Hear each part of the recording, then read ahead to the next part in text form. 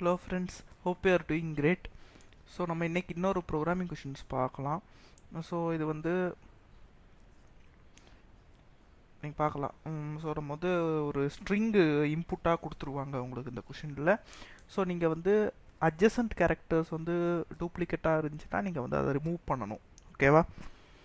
So இப்போ AZ XX Z Y அப்படின்னு உங்களுக்கு ஒரு ஸ்ட்ரிங்கை இன்புட்டாக கொடுத்தாங்க அப்படின்னா நீங்கள் ஃபஸ்ட்டு என்ன பண்ணணும் அப்படின்னா எக்ஸ்எக்ஸ் வந்து கன்சிக்யூட்டிவாக இருக்குல்ல, ஸோ இதை வந்து ரிமூவ் பண்ணிட்டு உங்களுக்கு வந்து நீங்கள் என்ன பண்ணணும்னா இப்போ ஏஇசட் இசட்ஒயின்னு இருக்குமா உங்களுக்கு ஸ்ட்ரிங்கு, திரும்பவும் என்ன பண்ணணும் அப்படின்னா இந்த இசட்டையும் இசட்டும் கன்சிக்யூட்டிவாக இருக்கிறதுனால திரும்பவும் இந்த ரெண்டுத்தையும் ரிமூவ் பண்ணணும்.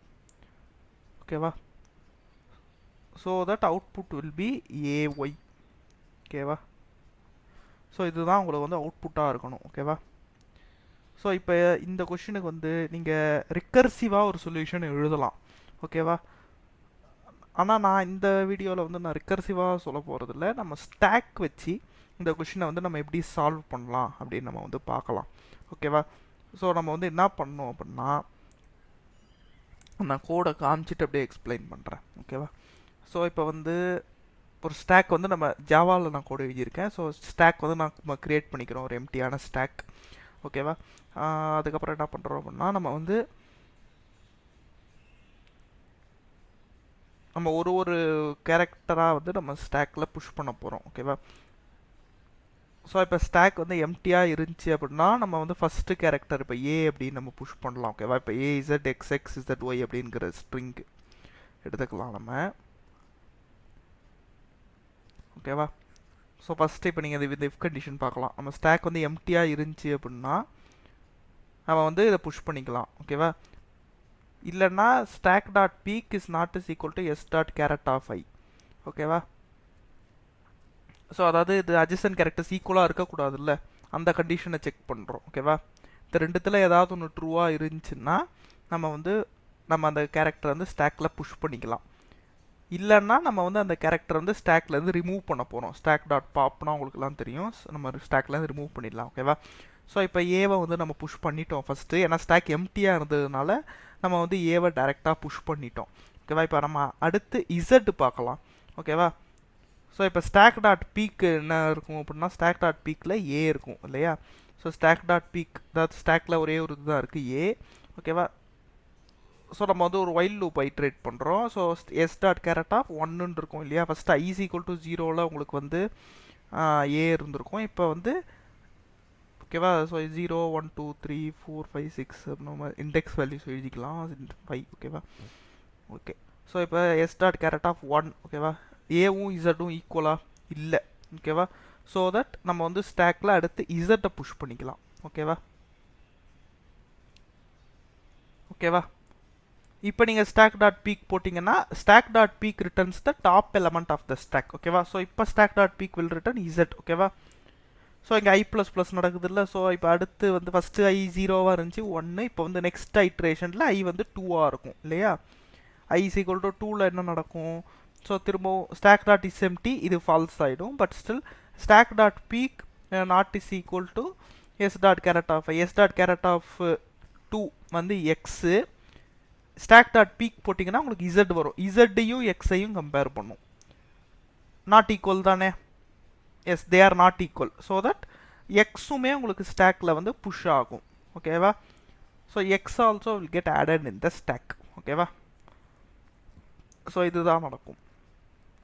ஸோ இப்போ அடுத்த ஐ இஸ் ஈக்குவல் டு 3 பார்க்கலாம். ஐ இஸ் ஈக்குவல் டு 3ல் என்ன நடக்கும் அப்படின்னு நம்ம பார்க்கலாம். ஓகேவா? So i is equal to 3ல் என்ன நடக்கும் அப்படின்னா நீங்கள் பார்க்கலாம். ஸ்டாக் டாட் பீக் அப்படின்னா உங்களுக்கு இப்போ மேலே எக்ஸ் தான் இருக்குது. ஓகேவா? So x not is equal to s dot char at of 3. ஓகேவா? 3ல் என்ன இருக்குது? எக்ஸு. ஓகேவா? எக்ஸுமே ஈக்குவல்.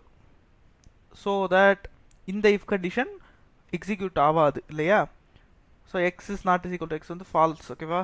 ஸோ இந்த இஃப் கண்டிஷன் எக்ஸிக்யூட் ஆகாது, அதுக்கு பதிலாக இந்த எல்ஸ் கண்டிஷன் எக்ஸிக்யூட் ஆகும். ஐ இஸ் ஈக்குவல் டு 3ல் உங்களுக்கு வந்து எல்ஸ் கண்டிஷன் எக்ஸிக்யூட் ஆகும். ஓகேவா? ஸோ உங்களுக்கு ஸ்டாக் டாட் பாப் நடக்கும். So that top element of the stack gets removed. ஓகேவா? இந்த எக்ஸ் வந்து ரிமூவ் ஆகிடும். ஓகேவா? அடுத்து i is equal to 4ல் என்ன நடக்குது அப்படின்னு நம்ம பார்க்கலாம்.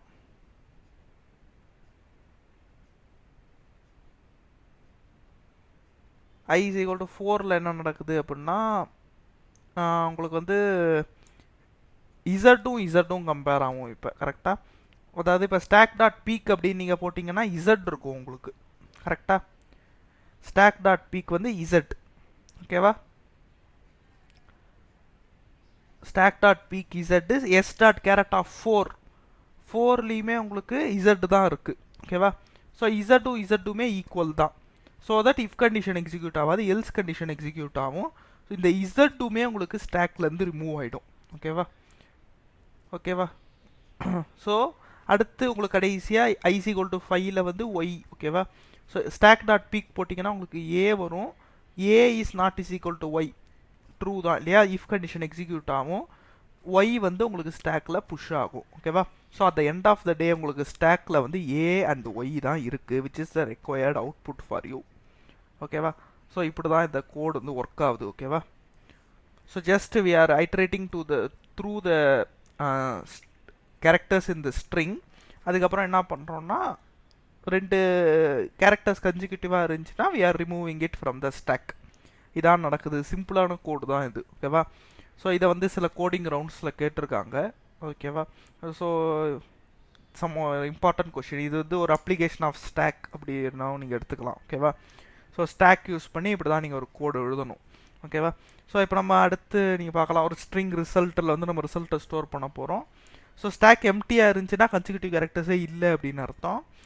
இல்லை அப்படின்னா நம்ம வந்து ஸ்டாக் எம்டி ஆகிற வரைக்கும் நம்ம அந்த ஸ்டாக்கு உள்ள வந்து நம்ம ஐட்ரேட் பண்ணி நம்ம ரிசல்ட்டுங்கிற வேரியபிளில் ஸ்டோர் பண்ணுறோம். Stack dot peek plus result ஓகேவா. ஸோ தட் உங்களுக்கு ரிசல்ட்டில் வந்து இந்த ஏஒய் அப்படிங்கிற ஸ்ட்ரிங் வந்து ஸ்டோர் ஆகி உங்களுக்கு கரெக்டாக வந்துடும் அவுட்புட் ஓகேவா. ஸ்டாக் டாட் பாப் போட்டவுடனே உங்களுக்கு இந்த ஒய் ரிமூவ் ஆகிடும் ஓகேவா. ஒய்ங்கிறது ரிசல்ட்டில் ஆட் ஆகி ஓகேவா. ஒய்ங்கிறது ரிசல்ட்டு ஸ்ட்ரிங்கில் ஆட் ஆகி உங்களுக்கு ரிமூவ் ஆகிடும். அதுக்கப்புறம் திரும்ப நீங்கள் அடுத்த தடவை ஸ்டாக் பீக் பண்ணும்போது ஏ வரும் ஓகேவா. So already result plus result stack dot peek plus result அப்படின்னு போட்டிருக்கிறதுனால இந்த ஒய்யுமே உங்களுக்கு ஆட் ஆகிடும் இந்த மாதிரி ஓகேவா. ஸோ ஏஒய் அப்படிங்கிற ஸ்ட்ரிங் வந்து உங்களுக்கு ரிசல்ட்டில் ஸ்டோர் ஆகியிருக்கும். நம்ம ரிசல்ட்டை வந்து ரிட்டர்ன் பண்ணுறோம் இங்கே ஓகேவா. ஸோ இதுதான் இந்த கோடு. ஸோ ஹோப்ஃபுல்லி இந்த கொஷின் வந்து புரிஞ்சிருக்கும் அப்படின்னு நினைக்கிறேன் ஓகேவா. ஸோ இது வந்து நீங்கள் ரிகர்சிவ் சொல்யூஷனாகவும் எழுதலாம் ஓகேவா. நீங்கள் அதையும் ட்ரை பண்ணி பாருங்கள். ஸோ இந்த கொஷினை வந்து நீங்களே சால்வ் பண்ணி பாருங்கள், உங்களுக்கு நல்ல ஐடியா கிடைக்கும். நீங்கள் ரிகர்சிவாகவும் ட்ரை பண்ணி பாருங்கள் ஓகேவா. So thank you so much. நம்ம இன்னொரு வீடியோவில் சந்திக்கலாம்.